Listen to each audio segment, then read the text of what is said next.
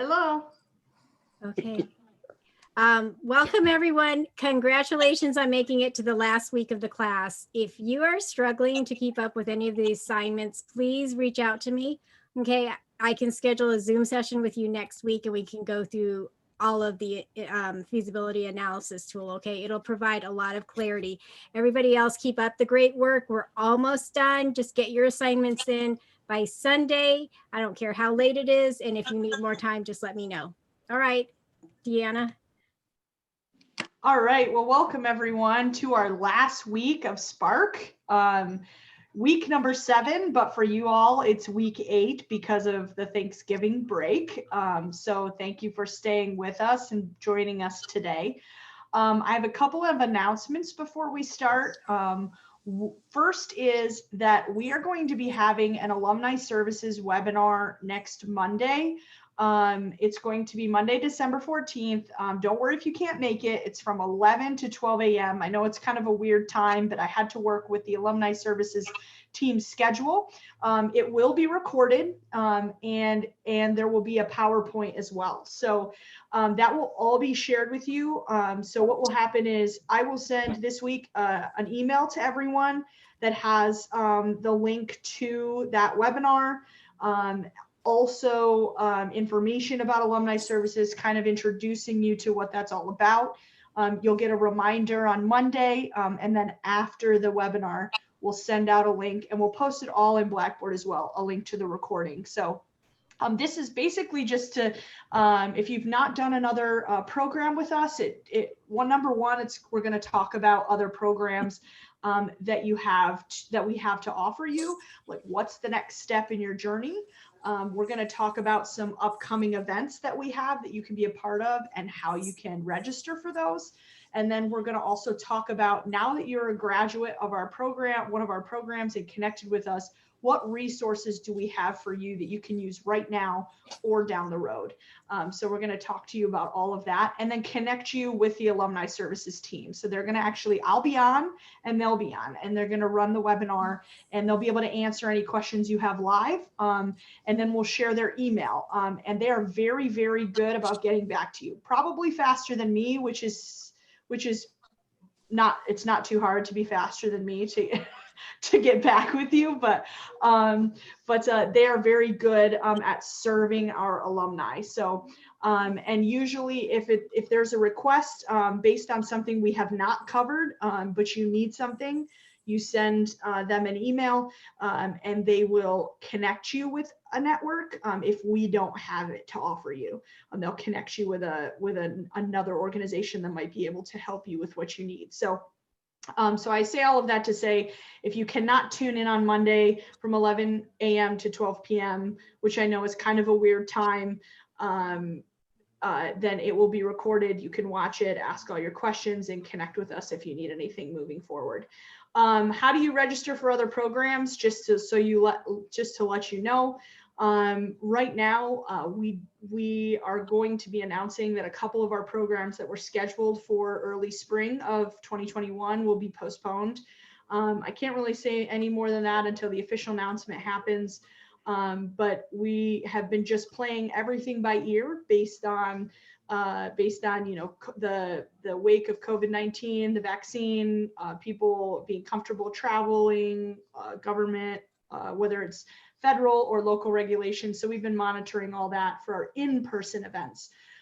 We are working and creating a resurgence of engagement for 2021, and we'll be announcing that on social media here in the next couple of weeks, as well as in our newsletter at the end of the month. Because you are now, or once you graduate from this program, you'll be added to the newsletter list, and you will get those newsletters each month at the end of the month. So just wanted to clarify that with you. I'm always available. I may not get back to you right away within the same day, but I will make sure that I connect with you and get back to you if you ever need anything. All right, I say all of that to say I don't want to take up any more time. I thank you so much. The 3 people we have joining us for today. So this week is really focused on, this live session is focused on building your network, the importance of that, talking a little bit about a bail team and what that is. And then really, how are you able to leverage your network moving forward? And then just kind of sharing some tips of success or things you would tell yourself if you could do it all over again, how to fail up, so to speak. So we're going to kind of touch on a lot of different areas and hear from people who've been there, done that, and either failed or been successful or a little bit of both. So I'd like to welcome, we have Martin Billups, we have Bennett Tanton, and we have Michael Parks with us. All three are graduates of various programs that we have at IVMF, and are doing some really, really awesome things within their businesses, I should say. So if we could just kind of go to the three of you, maybe we can start with Martin. If you could just share a little bit of kind of who you are, what your business is about, and just do a little introduction for the group before we kind of get into some questions. We'll start with Martin. Okay, good evening or afternoon or morning, wherever you are. Yeah, I'm Martin Billups, and I own Martin Famous Oils, and I make standard and custom aromatherapy scents. I've been doing it now for about 15 years. I graduated from the EBV program in Texas A&M, and been traveling with the team for the last 10 years. And we started off in Orlando, Florida, was my first one, I believe it was, back in the day. So that's what I do. I'm a master networker. I love people. I love the conferences. And each time we go to a conference, I get different contacts that can help me further expand my business. All right, Bennett, could you share a little bit? Thank you, Martin. Because Martin smells so good all the time. Just saying. Just saying. All right, my name is Bennett Tanton. I guess at this point, you could call me a serial entrepreneur. I graduated EBV back in 2014 at Syracuse University.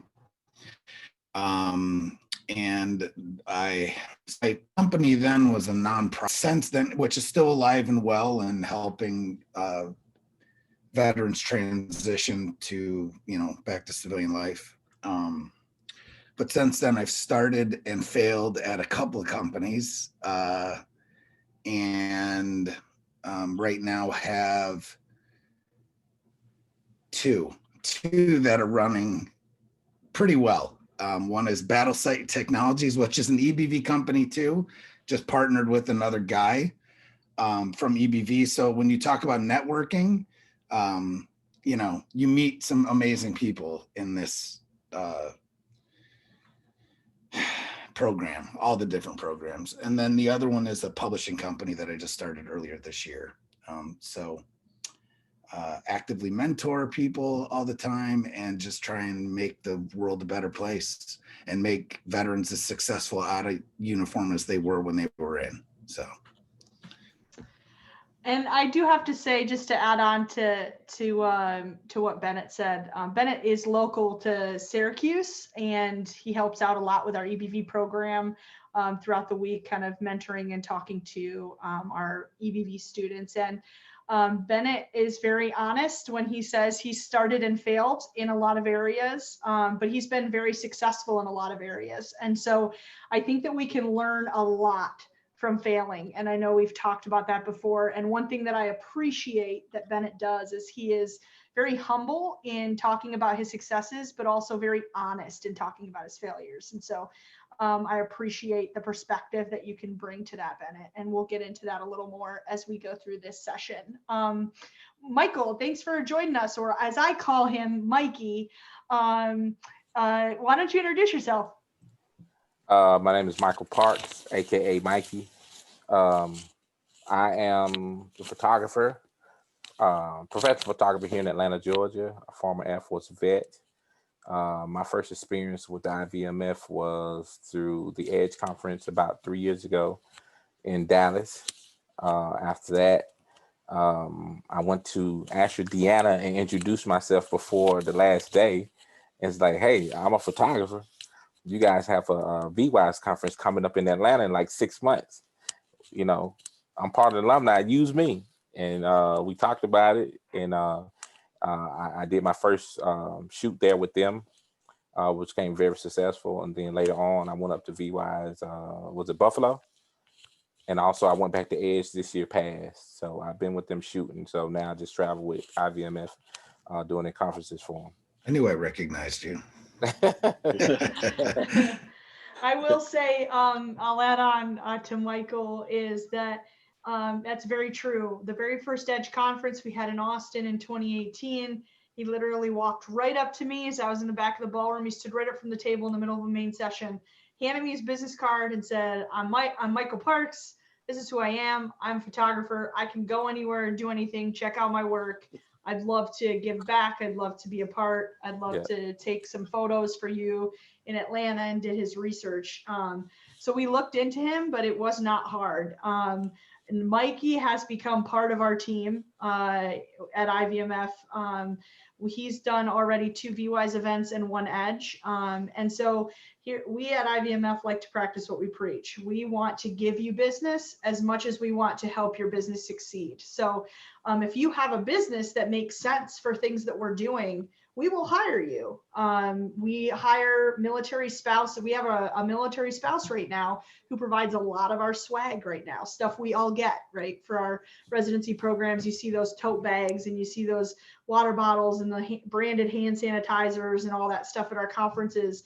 You know, we hire veteran and military spouse businesses to do all of that as much as we can. So yeah, so that's a great, and Mikey's also become a, you know, I would say a pretty good friend of mine as well. But it's pretty awesome to be able to contract our graduates to help us spur on the work that we do. So all right, without further ado, thank you for getting into it. Just to, I have a lot of questions that I can go over, and I will make sure that we touch on certain points. But as always, if you have questions you'd like to ask, you can either raise your hand or you can put them in the chat, and we will get to them in the order which they're sent, unless we're on a specific topic that makes sense. But we will make sure as much as we can to get to all your questions.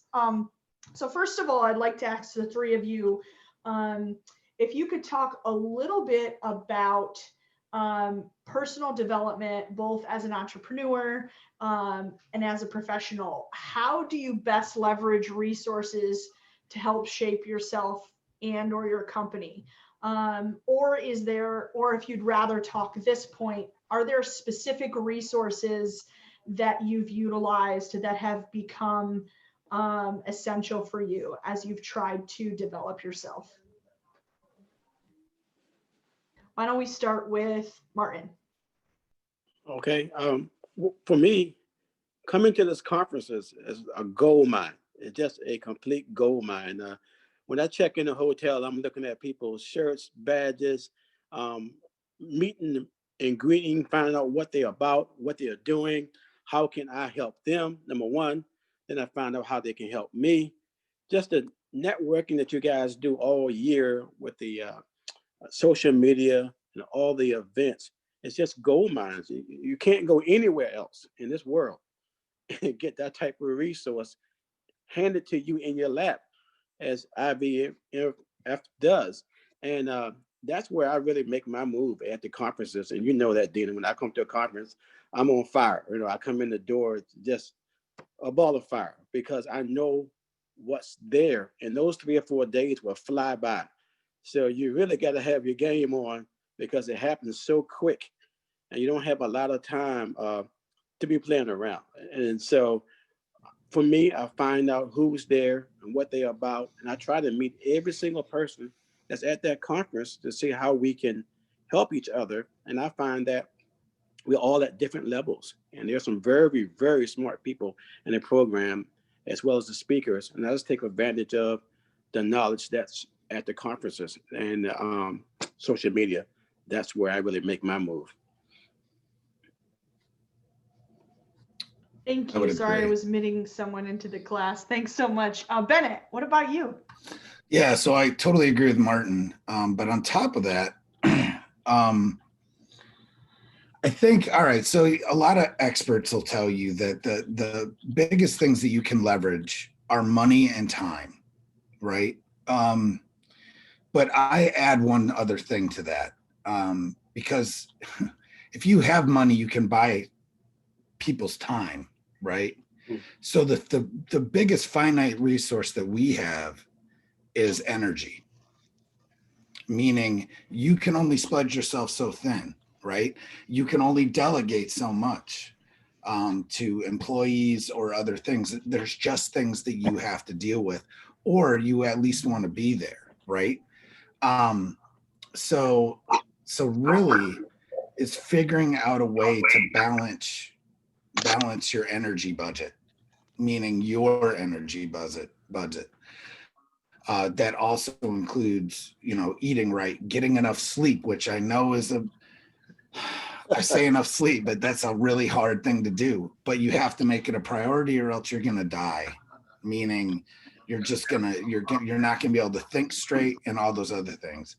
Eat right, and leverage those things. Exercise gives you time to clear your mind, and things like that. And also, problem solve the problem. Don't problem solve the symptoms. Does everyone understand what I mean by that? So really, for me, that's what it is. It's leverage your energy when you have to. Don't make 3 giant meetings in one day if you don't have to. For me, that's my biggest downfall, was managing my energy. And that is really your biggest resource, frankly. Thank you, Bennett. Just if you're not on mute, make sure you're muted. We do hear, if you're not talking, we do hear a little bit of feedback from something. I can't figure out where it is. Just want to make sure everybody can hear. It looks like, oh boy. Can you figure out where that's coming from, Sandra? Check with Mr. Mercer, James Mercer. Yeah, I can't. I don't have a. Hey, James, if you're listening, could you mute yourself, please? James, mute your life. For some reason, I'm pressing the mute button and it's not working. So yeah, it's not working for me either. Yeah. So, but let's continue. So, Mikey, could you share a little bit about, how you best leverage resources, or are there specific resources that you've utilized that have really kind of been key to developing yourself?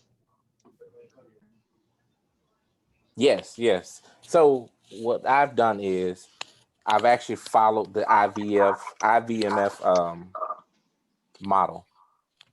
When I first went to Edge, and I noticed that the photographer they were using was not a veteran, and we spoke earlier about me going to Deanna and speaking with her, and I saw where they wanted to use their graduates, their people, so that way you can make the whole process better. So what I did was I said, I'm going to follow that same model. So what I do now is I'm putting out in 2021. I travel a lot for a living. So if I'm in a specific town now, I'm going to send a message out to the IVMF team and let them know that any IVMF graduate from any program that's within an 8-mile drive away from where I am, I'm going to do their family photos for half price. And the reason why I'm doing that is because I noticed when speaking to all the members at the different conferences, the VYs, the Edge conferences, the biggest thing they talk about is their family. That's a driven guide to help them and get them to where they are as veterans. So now I'm taking that same model and saying, okay, if I'm in this area, all the IVMF graduates that's in this area within 8 hours, I would do their photos free along with their families, so that way I can give back to all the veterans that I've encountered through the IVMF. Thank you, Mikey. I appreciate you sharing that. Really wasn't looking for IVMF to be the resource, but I'm glad that we are. Thank you for that commercial. That was not a leading question by any means. So next, let's talk a little bit about mentorship. Do you have a mentor, and how do you manage that relationship? Bennett, why don't we start with you? Jason did have a question, but it's on a specific topic that I will get to. So Jason, I will get to your question. So mentorship is like, it opens up so much. If you think you just don't. I'm sorry. I don't care how long you've been in the business that you're in. At the end of the day, mentorship is just, well, one of my biggest mentors has been Larry Broughton. And he's, all over EBV. If you haven't heard of him, you will. Or IVMF, I should say. And he's been, key in my business partner and I's business. Then another resource, since we're talking about resources, but let's blend resources and mentorship, there is an app or a website called Veterati. I don't know if you guys have talked about it ever before. We have not. But look it up. Yeah, Veterati is an amazing program. It's totally free for veterans. I'm on there as a mentor, but I've also done I'm on there as a mentee too. So I've got some mentorship through people on there. Check it out. It's hard to explain, but you get on calls with veteran entrepreneurs, but they're not all veterans. They're just people that know business and know entrepreneurship. And it can be an invaluable source. Veterati is amazing, and it's totally free to veterans. And I'm trying to think of anything else. Those are the two biggest things. But don't let your ego get in the way of you trying to seek out a mentor. It really is that important, in my opinion. So mentorship is key, especially for growth. Thanks, Bennett. Martin, what do you have a mentor, and how do you manage that relationship? Do you have more than one? I've had many mentors. Like Bennett said, Larry is a staple, and Larry's always giving us some knowledge. And I tell you, Mirza there with you in Syracuse has been my go-to guy. He just wizard. comes up to me all the time and gives me pointers, and he goes around and advertises my business. He walks around with my bottles, and telling me some very creative ways to enhance my business. And I'm not offended by it because he's trying to help me. He's just a walking billboard of knowledge. So Mirza is my guy. I look forward. I go to the conference. I look, where's Mirza? Where is he? Once I see him, I know that good things are going to follow once I see him. He's just a positive guy. And I've just been dealing with him for years. Met him at Texas A&M when I first went through the program. But there are several, as Bennett said, several agencies, Vet to CEO, I think it's one of them, and several others out there. You have to find your niche. Some of them didn't work for me. We were on different levels, different speeds.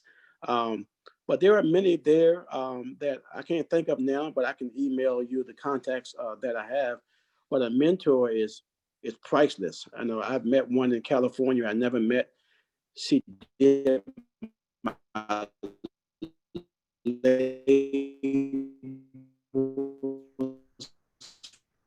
Martin, we got a little bit of a bad connection. She liked trying to do. Oh, there we go.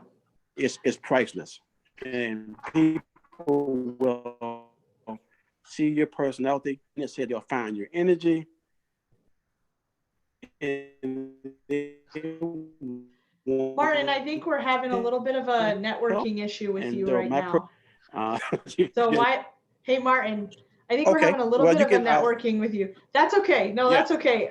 So I know he was naming a couple of companies. A couple that we deal with are eMentor, American Corporate Partners. SCORE is a free mentorship program that probably has a chapter near you. I know we've talked about that a little earlier. Yeah, so those are just a couple there. And then Can I know I that, bring yeah, up go ahead, one more Benton. thing? Yeah. So the other thing is mentors don't have to be face-to-face. They don't even have to be people that are still alive. I mean, like reading and whatnot is seriously one of the biggest things that you could do is read books, or maybe you don't know the person, but podcasts and whatnot. And I know that we'll probably get into this stuff, but like Jocko Willink is one of my biggest mentors, just for his work ethic and everything like that. But I don't know the guy. I met him once, but I don't know him. You know what I mean? So, but I still consider him a mentor. So that you can't you can't put mentorship in a little box and just keep it there. It's everything. It's just knowledge. Exactly. Mikey, what about you? Actually, Sheena Parker was one of our Edge graduates who has a very successful business that she started through the EBF program a couple years ago. She's actually one of my mentors. I call her a lot. We talk a lot. We both here in Metro Atlanta. And she just teach me the business side of the business. She teach me how to negotiate and deal with her customers, even dealing with government grants, even dealing with local grants, and on the business side. So I used to call upon her a lot, and I connect with her a lot because not only she's a veteran, but she's also someone from the area. That's a great point, finding someone local too.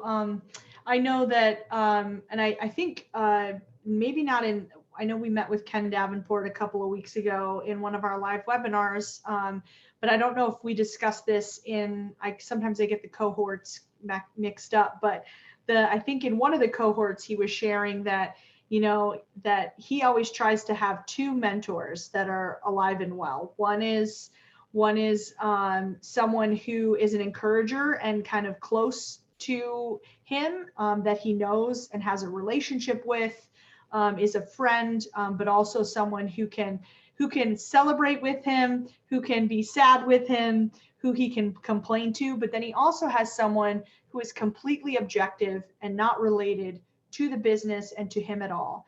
Does not care if he succeeds or fails in that regard, right?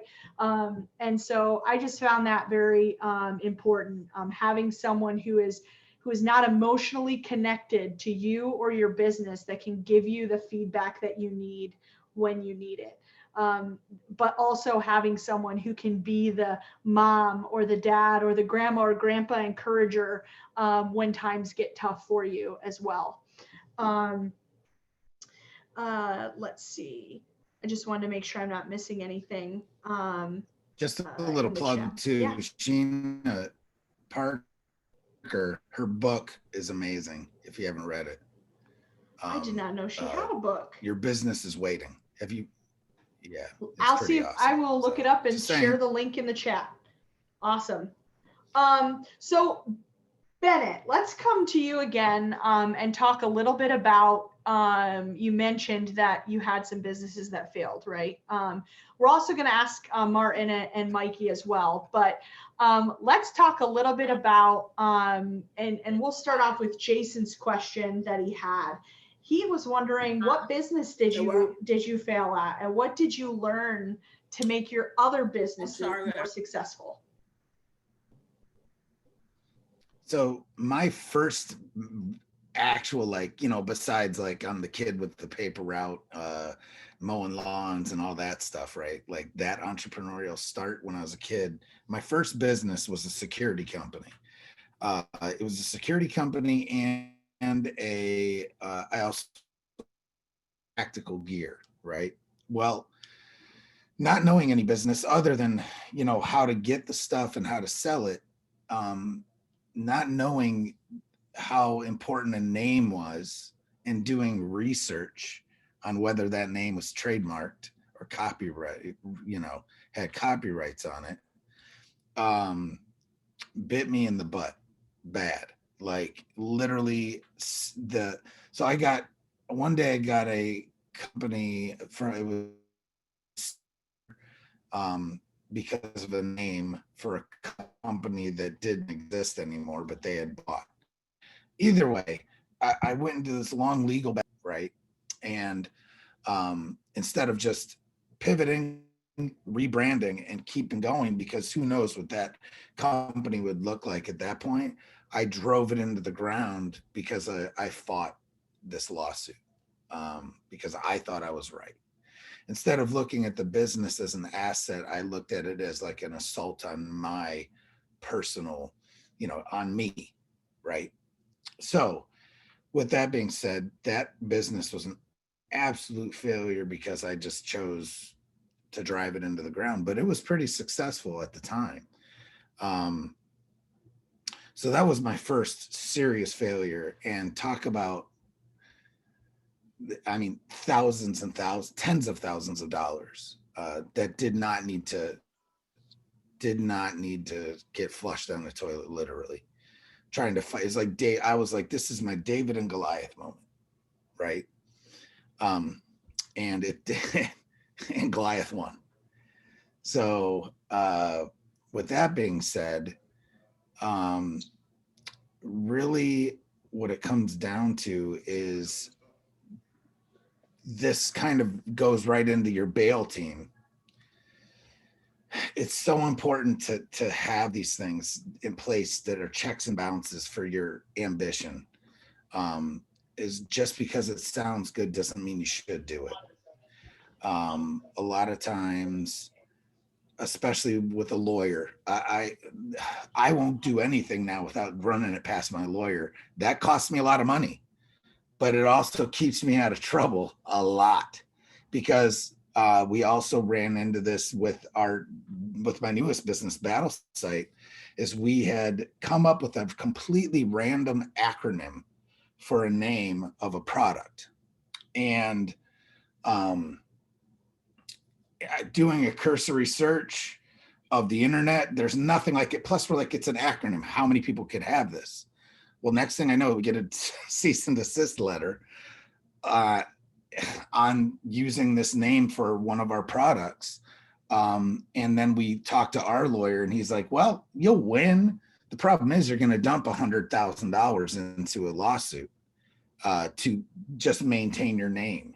So we, again, pivoted, renamed the product, which is a better name now anyway, which is Craytech, DN. I don't know if you, but either way, it's a better name, and we stayed out of legal trouble. I mean, I paid my lawyer, $1,000 versus $100,000, which is always a good thing, right?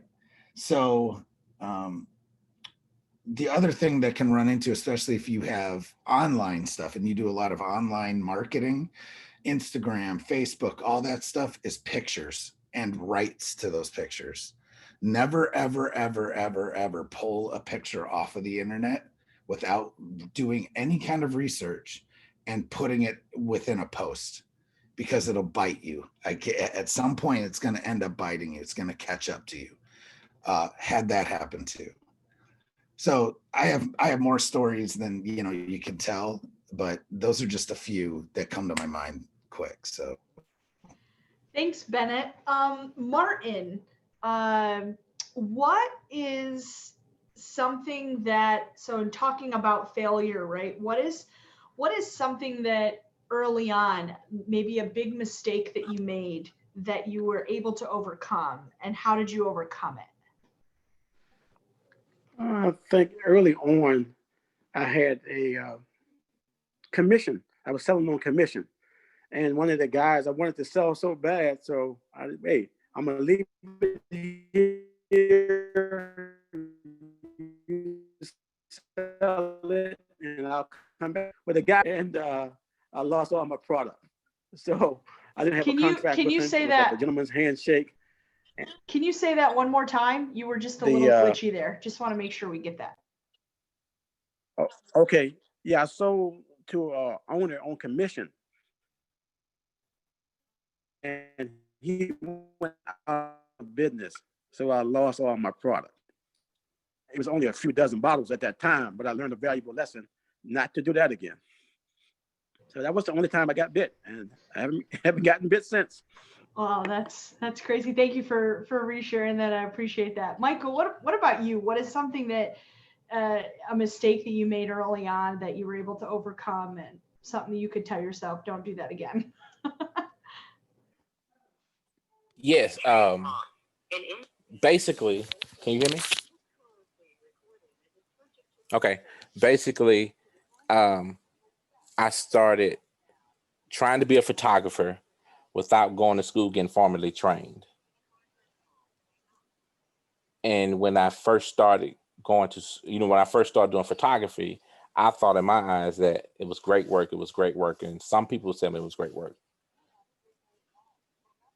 Then what happened was I started to go back and look at some of my stuff compared to other photographers. And I was like, oh, this is really not as good as I thought it was compared to what other people thought it was. So I had some people come to me and they was brutally honest with me and told me what it was. So I said, okay. I look back and I saw I still had GI money for my post 9/11 in Montgomery GI Bill. So I went back and I went to night school at the Art Institute of Atlanta for commercial photography. And once I went there and learned the fundamentals and learned the skills and got everything that I really need to know about really being a photographer, that helped me leaps and bounds with my craft and set me on another level. So looking back now, I appreciate some of the things that I failed at because it gave me an insight on what I need to look forward to. And fortunate enough to still have GI money that was left over, that helped me out a lot. And I appreciate all the support I got from all my friends that are veterans that tell me and be honest with me about what I was doing and just to motivate me to go back to school and learn what I need to learn so that way I can better my craft and better my business. That's an important topic you bring up, Mikey. The fact that I would say, as I was thinking about you, if you hadn't been open to that feedback, though, you probably wouldn't be where you are right now in your business. And I think that that's a really important thing that we can't forget. It's something that's so hard for me. Now, I am not a business owner. We have an entrepreneurial spirit here. And so we look at things and try to look at things from an entrepreneurship lens, but I hold the things I do very tight to myself because, for instance, this Spark class, I've been kind of the main lead in creating this adaptive class to try, in the wake of COVID-19, and my director has kind of given me the go ahead, so I hold it really tight to myself. And and looking at survey feedback, I'm like, oh man, and then I get hurt, and I'm like, oh wait, no, that can't be right, and if I'm not open to that feedback, we're never going to make it better. It can be hard to do, especially being a business owner, and the work that you put into it and the passion that you have for it. It has to be difficult to sometimes take that criticism and be open to it. And then also, right, taking the good with the bad, because there may be some feedback that is just critical to be, they're just critical to be critical. And then there's some feedback that's critical because you need it. And so I think having the wherewithal to understand, which is which, separating the wheat from the chaff, so to speak. I'll get all philosophical here. Talking about bail teams, since I was going to do this a little bit later, but since Bennett mentioned it, I did post a link in the chat that has a link to a VetNet we did a couple of years ago talking about the 4 pillars of business success, meaning the bail team. Bail team, if you don't know what it stands for banker, accountant, insurance, lawyer. So let's just talk. I'd like to get your opinions. Why don't we start with Bennett? What do you have a bail team? If not, or if you do, was there one that you had to seek out before the other? When should someone get a bail team? Like I said, is there one that you should get before the other? Or should you like have try to get all four at once to make sure? I don't know. Just, I'd love your opinions on it. Yeah. So banker, it's not as important as it used to be back in the day. If now see, we don't borrow money.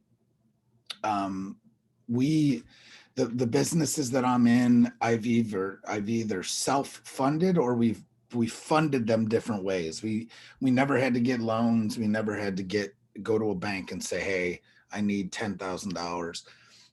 We're very lucky with that. So the banking part, one of our companies, we use Chase, because it's I don't want to like promote any certain bank. I just say people have had a lot of problems with them, but with us, we never really have. But then my other account I have with Navy Federal, they also do business banking. So people may have Navy Federal accounts already. And if you're a veteran, you're eligible for them. USAA does not do business, but they're going there. So I'm just saying, bank is a bank is a bank. If you really want to need money to borrow, I would suggest more regional. Build a insurance. Depending on your business, you have certain insurances that you have to have. Liability insurance is always a good thing to have because you never know. It's not the cheapest necessarily, but at the end of the day, I'd rather pay the money up front. If I get sued, then the insurance more than likely will cover it. I don't plan on getting sued, but in this day and age, you just don't know. People can come after you for the weirdest stuff. So insurance is a big deal. With that caveat being said, though, insurance agents are they're there to make money. You're how they make money. So in turn, don't get unneeded insurance. Okay. And that's it. So just be judicious with it.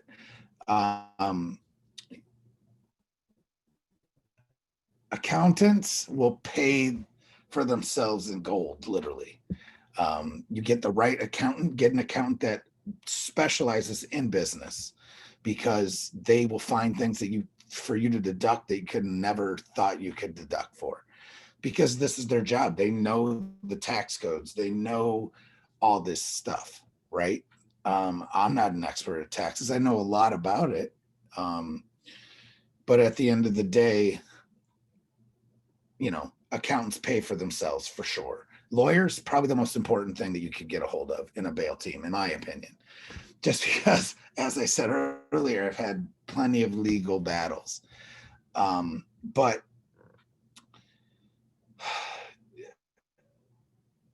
also, with that being said, you don't need a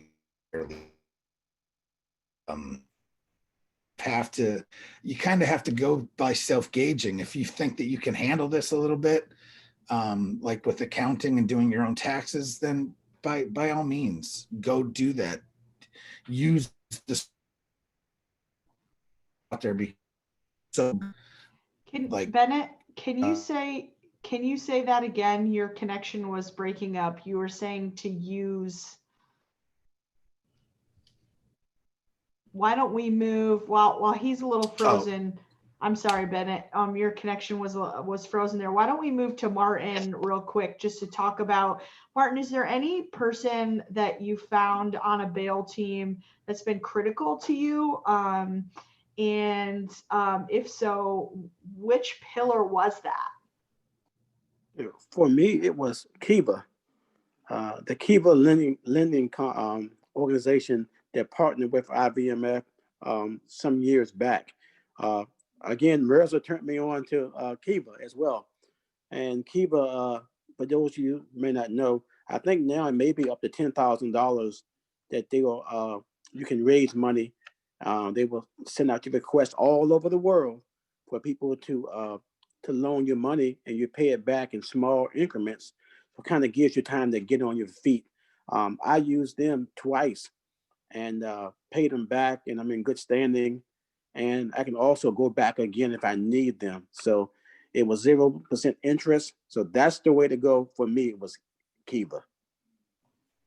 Thanks, Martin. We're actually going to talk about Kiva on Monday, and it'll be in the presentation that gets sent out as well, as far as what that means and what it's all about. But basically, you put in a little bit, and everybody else puts in more, and then it's 0 interest, and you pay back. It's a pretty awesome structure that they have, and we'll talk more about that on Monday.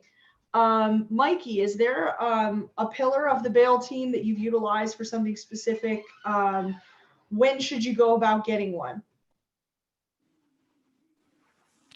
Actually, I think my biggest was my accountant. As far as accountant, she is, again, she's here local. She's married to a 30-year veteran that's retired. And the military pays her every tax season to go to the bases to do all the veterans and the GI's taxes. And she also has a lawyer on her team that's retired from the IRS. So I use her so much on asking specific questions on what can I deduct, what kind of money, if I borrow money compared to for interest-free loans or different terms of loans.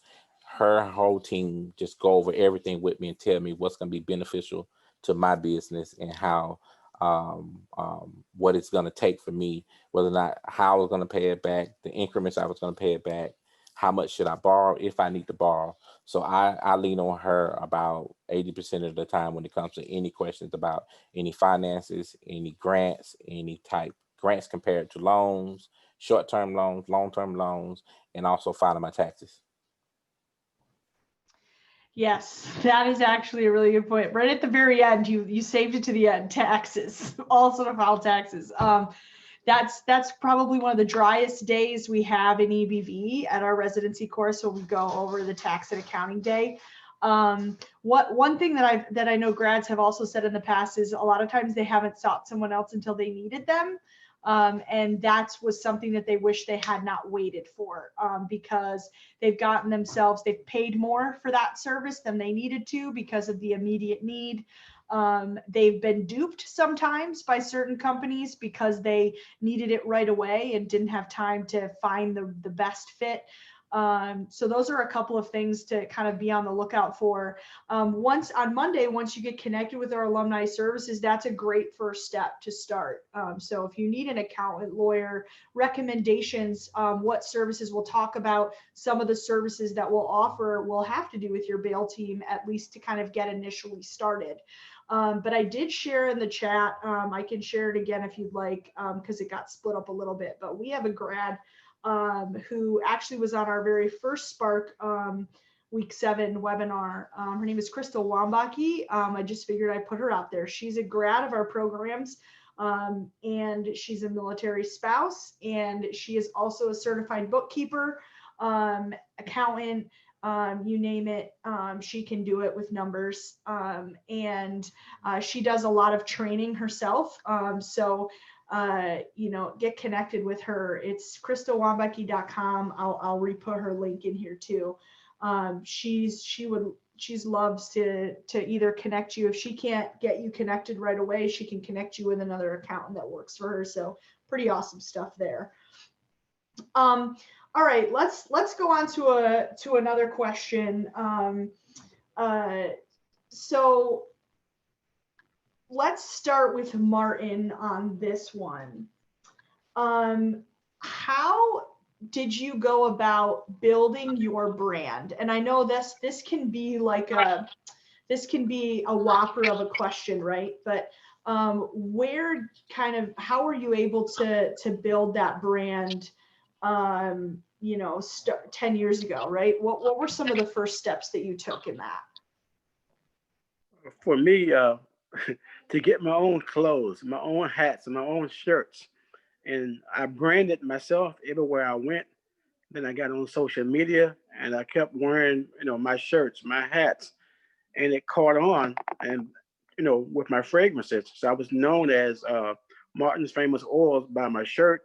Then I back it up with my fragrances. So that's how I started, by self-branding and getting somebody to do all of my clothing line for me. That's guerrilla marketing at its finest right there. That's when we talked about guerrilla marketing a little earlier in the course. That is guerrilla marketing. That is what our executive director did, Dr. Haney, which we heard from our in week 1 when he started the EBV program, which is obviously, as we talked about, the foundational program of the entire institute. Was he just guerrilla marketed? He found a student to do something and he walked around with flyers and so Martin, I appreciate you sharing that. Jason actually had a question. Is this for Martin, Jason? So Jason had a question, Martin, about, did you trademark your name and product logo? I did. I patented through the trademark office, and once you do that, you get that R. So can't nobody steal your name. I didn't patent the logo. I patented the name itself, but I had somebody to do the logo for me, and nobody else can. I guess they could use it if they wanted to, but I've been associated with it for years. That particular logo, but yeah, I did get a trademark. The name. Thanks for answering that, Martin. Let's go to Benton, kind of back on the, building your brand. Maybe let's talk about your connection and your, well, no, we'll save that for another question. Let's just talk about, what did you do early on, or what are you doing right now to kind of build your brand? Because we don't have a lot of resources. So with little resources, what are you able to do to be able to build that success? So at the end of the day, you have some of the most powerful tools ever devised in marketing at your fingertips for free. And that is social media. And you can say whatever you want about it and that you hate it or whatever. But at the bottom line is this: you can put your stuff out there in front of more people than ever before in the history of man for free. And it truly doesn't even matter if it is brand awareness is just absolutely invaluable, regardless of people need your service. The fact that they see it, if you have cool graphics, if you have cool stuff, if your message is awesome, they're going to share that stuff, right? Veteran communities really tight. We can eat our own, though. I'll just put that out. But at the end of the day, if you're a good person, you take care of people around you, and you're, you've got the best things at heart with your message, get involved in some of this social media, whether it's, my big thing now is Instagram. That's just it for me. I have one of my businesses, I'm not going to go out there and say what it is, which one it is, but I've got tens of thousands of followers on Instagram, and people are like, wait, what? Like, what do you, they would never understand that I own this company regardless. So tools are there. You just have to use them. Little things, like bad questions about the sticker that I have on my phone. You have to. Perfect example of that is Martin. His whole thing is Martin Famous Oils. That's it. Like, you won't ever.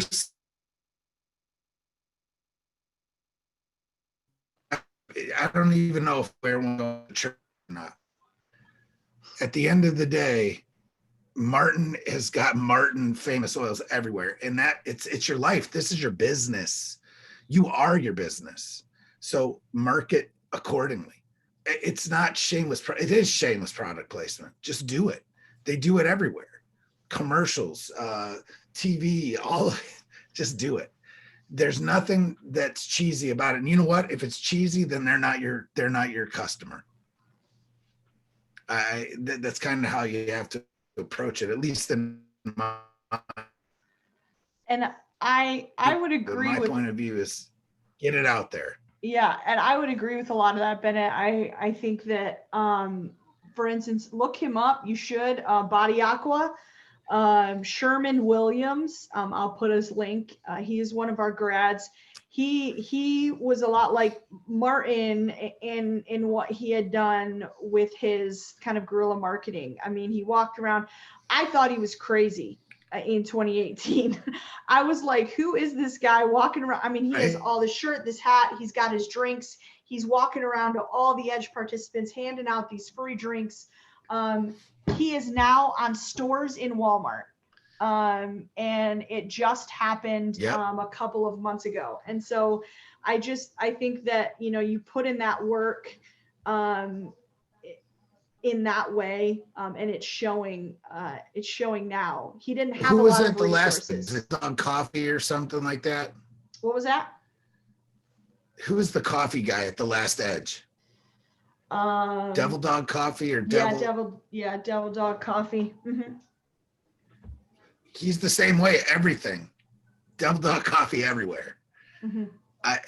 It works, especially with products. Just saying. Yep, I agree. Thank you. Thank you for that. Who didn't I get to yet about Mikey? You want to take a stab at it? How have you been able to build your brand? Honestly, so what I did was I grabbed 10 of my friends along with family members, and I put out a catalog of what I would call my best work. And so I got everybody to vote on it. So I took 5 of my best photographs and I sent them into this company that builds custom cards, business cards. So one of them has a young child on it. One of them has some young ladies on it dressed up doing a couple of things. One has one for my wedding sections. One has one from different areas. So what I did was I took these nice, flashy, colorful cards and I stuck them in my pocket. So I'm walking around with 200 or 300 cards in my pocket every day for like 6 months. If I'm at Dunkin' Donuts getting a coffee and I see someone standing behind me, I turn around, hey, if y'all ever need any work, give me a call. And if it's younger millennials, I take out one of those cards that refers to them, that's showing some millennials on there with great pictures. If I see like a couple, I take out one of my wedding cards and give it to them. And I'm a little bit opposite of what Bennett was talking about because I don't do any social media. I don't do any advertisement on social media. So all of my work is by word of mouth, which that's what I love. So basically 2019, I had 182 referrals from customers just on referrals. And that's just me out there giving out business cards. I don't care if I was in church. I don't care if I was at the gas station pumping gas. If I'm walking by someone's car, I would take out a card and hand it to them. Hey, if you ever need any photography work, give me a call. And you would be amazed just by the personal contact with people. Just tenacity of you actually speaking to them and giving them something and greeting them, how far that would go. So I'm kind of old school when it comes to that. I believe in getting out, talking to people. I don't care who you are.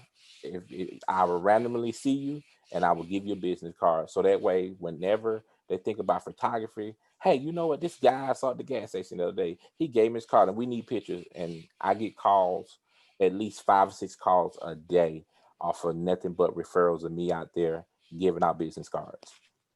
I'm telling you it works because I am a product of his business card. So I have to totally agree because my brother-in-law is a photographer too, and he has the perfect business for that. Word of mouth is like where the bread and butter is made. Like you do, brides talk, right? And so do graduates. So I'm saying people doing graduate pictures, people doing that. Yeah. Anyway. Yeah, and I would say that for the IVMF, the majority of our applicants are program referrals. And so I think we mentioned this a little bit during the marketing week, but that can be a big thing, is you know, other people talking about your business to other people that they trust and trust them, so that they know the recommendation is good and means something. We have about 15 minutes left. I'd like to ask kind of two, one is more direct and the other one is kind of a whopper of a question, but let's talk about kind of COVID. All right. Obviously COVID-19, maybe even more so for, I mean, actually all of you would have been very impacted. I was strictly thinking events, so I'm like, oh, Mikey's definitely impacted in that way. But what is the biggest obstacle that this pandemic has posed for you? And what have you done to pivot and adapt to the changes? Why don't we start with Martin?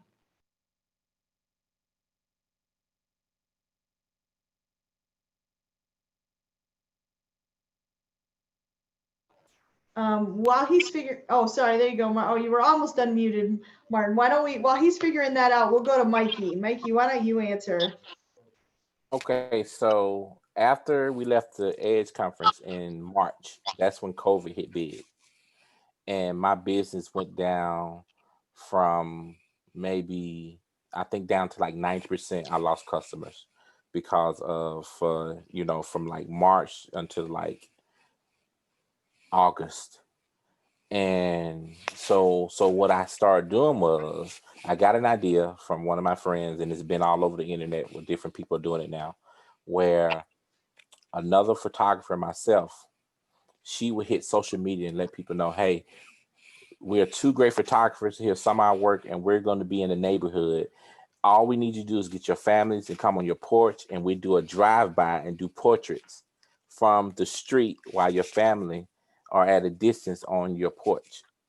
And we started doing that, and it started to hit Facebook. It started to hit all over social media.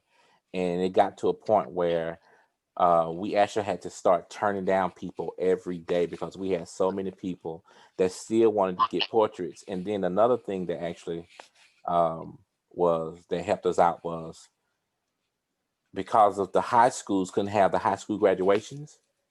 No one had senior pictures, and no one had, and the juniors didn't go in for the senior pictures and graduation portraits with the cap and gowns.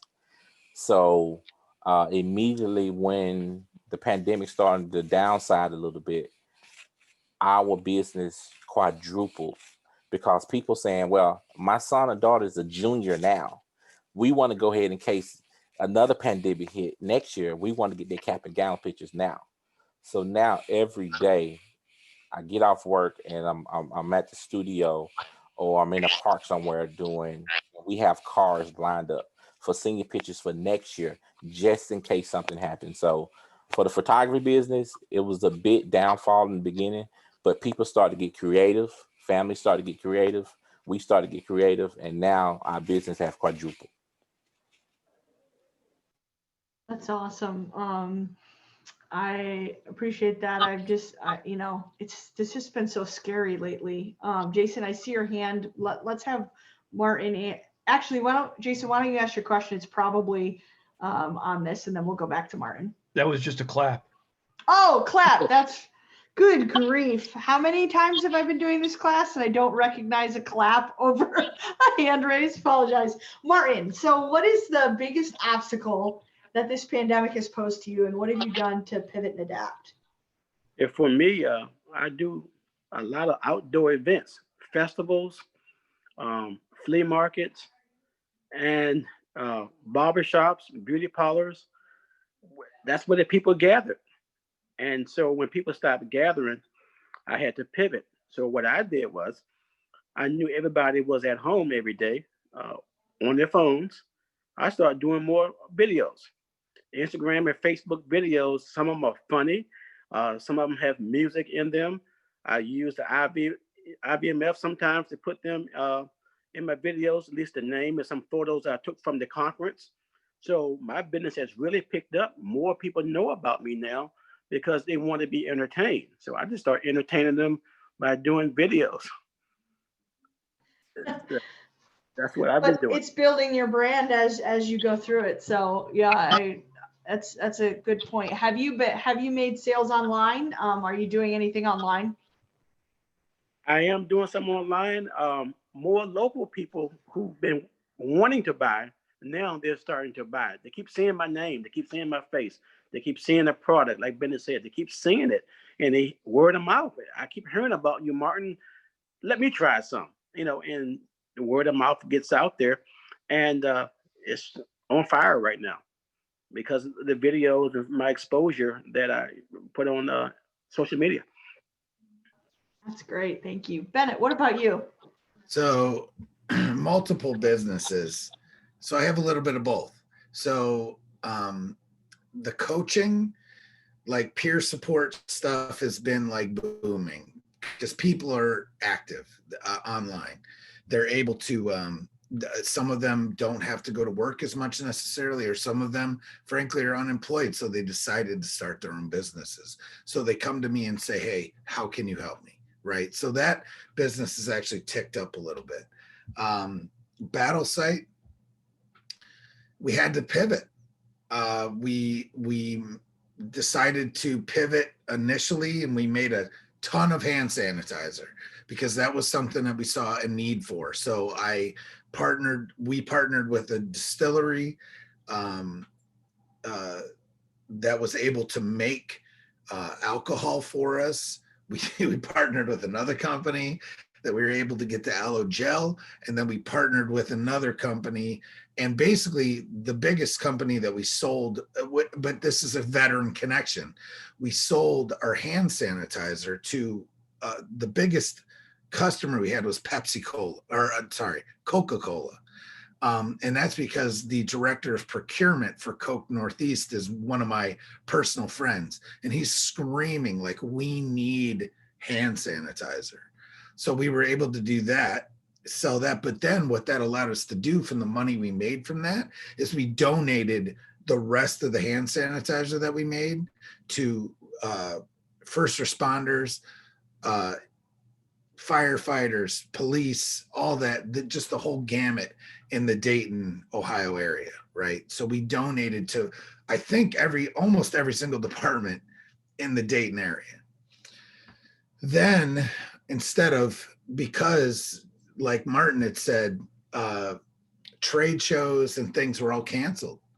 So that's where our bread and butter is made with our products, as we go to like AUSA and SHOT Show and all these different places to sell our products, but that's unavailable to us. So we had to pivot, and actually what it's allowed us to do is expand our product offerings because we went after other contracts. So we wrote all kinds of different, I mean, my business partner, Nick, who Deanna knows, is a machine when it comes to these things. And he's just churning things out, going after, I mean, we just went after something like $2.3 million worth of contracts with different technologies that we have no idea how we're going to make it happen. We just are going to do it. So we go after them, they say, sure, and we get after it. So pivoting is very huge. And then on a more personal note, the last company that I started this year, I started because of the pandemic, which is a publishing company to assist veterans specifically in telling their story. So I don't charge them any money up front. It's all done off of royalties later. So you write a book, I'll publish it for you. I'll do all the work for you. I mean, I don't do all the work for that, but I get it published, right? And then I take a small cut, and I've already told, so the last book that I published was a veteran that decided to walk the Appalachian Trail as a way to, it's personal therapy for himself because he got laid off back in February. And he's like, I'm doing it this year. So from March, so 6 months it took him. And he basically took pictures every day and wrote it in a journal, and we just published that book. But I would have never done this in the past. Are you kidding me? I'm not a publisher. I don't know what the heck I'm doing. But I pivoted because I saw the market, the niche, and just went there. So these are opportunities, not to take advantage of people, but to help people tell their stories, help people start things that they never would have done. Because frankly, some of us still have day jobs. I understand you have to do what you have to do, but paycheck. I'm saying it can crush your entrepreneurial spirit. That's my message. I appreciate that. Especially with this pandemic. Yeah, I think that there's quite a few in the class who also have full-time or part-time jobs as they're trying to continue to get their business off the ground or keep their businesses moving, and haven't made that complete jump as well. And some, so, but with that being said, as you were talking about using this time as an opportunity, Martin, you had that kind of attitude. This is an opportunity for me to build my brand on social media. So in just thinking about that, that's one thing that IVMF has had to look at, as the COVID has provided us an opportunity to be innovative, to reach further, to realize that we can be online and have a good presence and do programs like this online and continue to improve and get bigger and better. So I'm really encouraged that you said that, Bennett, that there's been problems, but you viewed them more as opportunities. So the last question I want to ask, just to kind of close out this session, is if there's one book, and I know, Bennett, you mentioned a book, you mentioned a couple books, and Mikey, you mentioned a book, but if there's a book, podcast, or quote, or article, something that everyone should read or listen to, what would your recommendation be? Let's start with Martin. For me, only one book. If you had a library full of books and all of them burnt up, you hope you still have Think and Grow Rich by Napoleon Hill. And it has several different versions out there. That was a game changer for me. Think and Grow Rich by Napoleon Hill. Just started from, if you can believe it, you can achieve it. That was his message. And I grabbed that book and I won't let it go. Think and Grow Rich by Napoleon. What was that? Napoleon Hill. Napoleon Hill. All right, I will put a link in there. Think and Grow Rich by Napoleon Hill. Thank you, Martin. Mikey, what about you?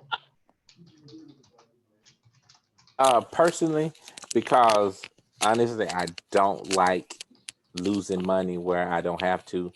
Anything with Susie Orman. Oh yeah. Her stuff, she's straightforward. She don't bite her tongue. She's real with you, and she tell you about a lot of things that you don't realize when it comes to taxes, when it comes to investment, when it comes to capital, when it comes to when you should spend your money compared to letting a bank or any type of investor invest their money. So anything with Susie Orman when it comes to finances, I promise you will never go wrong by listening to her. Thank you. Bennett, what about you? I agree with Mike big time. But I also put one other person in there. Dave Ramsey is pretty good too when it comes to financial stuff. But the one book that I would say, especially because it speaks to military folks, is Extreme Ownership by Jocko Willink. As books go. Podcasts, man, there's so many. I mean, there's literally thousands. And you know what? Another way to get your name out there, start a podcast. I have a podcast. I've had a couple podcasts. I'm just saying, it's one of the best ways to get out there, find find something that speaks to you, because the thing that talks to me may not speak to you. So that really is what it comes down to. Thank you. I appreciate that. I just put the links to, I just realized I misspelled one of them. It's not thank and grow rich, it's think and grow rich. But the link is there for the correct book. I also put the link to the book that Bennett mentioned, Extreme Ownership by Jocko Willink. The link is there as well. I have read parts of Extreme Ownership, but I have not read it all. I want to, though. I do watch some of Jocko's videos, and they are motivating for sure. Bennett, you have a radio voice. You do, Bennett. That's true. So, well, you know what? I do have a podcast, and you know what? Shameless product placement. We already talked about that. So I'm gonna post it. Yeah, do it. Well, I don't want to take up any more of our class's time. I know I want to make sure that we honor that. But I do want to thank all three of you for joining. I really appreciate this time and the knowledge that you've shared. Mikey, I see you shared information on an accountant there. We'll make sure, Sandra, can we make sure that we share this chat as well, just because there's some really useful information and links there. I know you usually always do. So we'll make sure that we have that for you.